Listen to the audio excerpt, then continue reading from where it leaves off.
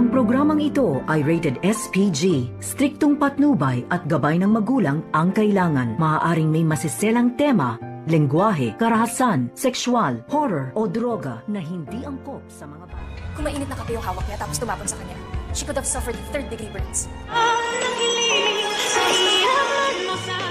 Narito na nga ang ating pakabangan bukas sa Abot Kamay na Pangarap.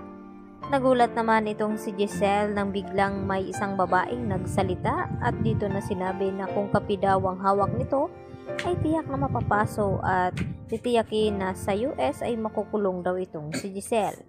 At hindi naman maintindihan ni Giselle kung bakit ganun ang sinabi sa kanya ng babaeng ito dahil diretso nga itong umalis at tumalikod sa kanya. Samantala, nakalipas na nga ang ilang buwan at ilang linggo ay dito naman na tila nagkaroon na nga ng magandang resulta dito nga sa pagpapagaling kay Don Pepe. At siya ang makapagsabi dito kung sino nga itong babae na bigla na lamang sumulpot sa Apex Hospital. At dito nga napalihim na kinakausap ni Annalyn itong kanyang Lolo Pepe at sinabi na may nakilala daw siyang isang babae at dumalaw pa dito sa kanya.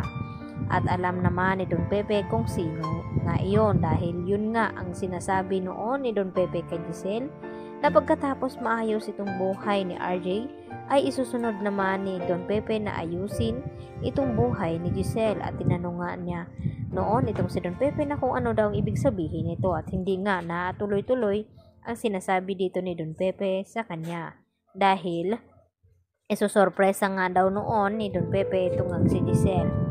Sa inakala ni Giselle na matagal na panahon na wala na nga itong kanyang anak.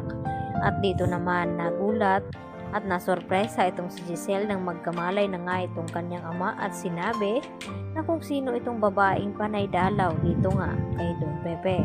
At dito na ipinaliwanag ni Don Pepe sa kanila na ang babaeng ito ay ito pala ang anak ni Giselle na si Justin na makikilala nga dito nila Annalyn at RJ at lalong-lalo na itong si Zoe. At alam na alam din ni Justin ang tunay na ugali dito ni Zoe na tila walang pakialam. At dito na rin yan na ipapamana ni Don Pepe sa kanyang apo na si Justin itong Apex Hospital. Kaya makikilala at masubaybayan na nga natin itong ang anak ni Giselle. Samantala, absuelto naman itong si Zoe at itong si Moira sa ebidensya na nakuha ng mga pulis. Dahil napatunayan nga ngayon ni RJ na wala daw kinalaman itong si Zoe sa nangyari nga dito kay Don Pepe dahil nagpapaawa nga ito dito kay RJ.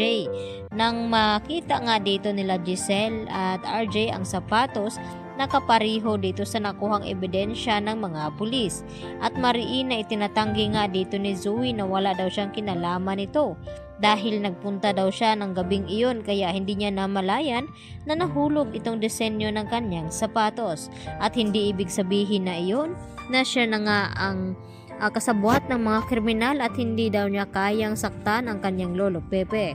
At alam naman niya sa kanyang sarili na nagsisinungaling lamang itong si Zoe.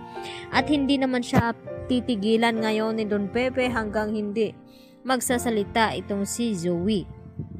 At ganun na lamang kagulat itong si Moira nang walang mapatunayang ebidensya itong sina Giselle at RJ dahil kinumpirma na nga nila dito sa kapulisan at nangako naman itong pulis na ito na mabibigyan pa rin nila ng hustisya itong si Don Pepe dahil dito sa kasamahan ni Balahadja na mapahanggang ngayon ay hindi pa nila nauhuli.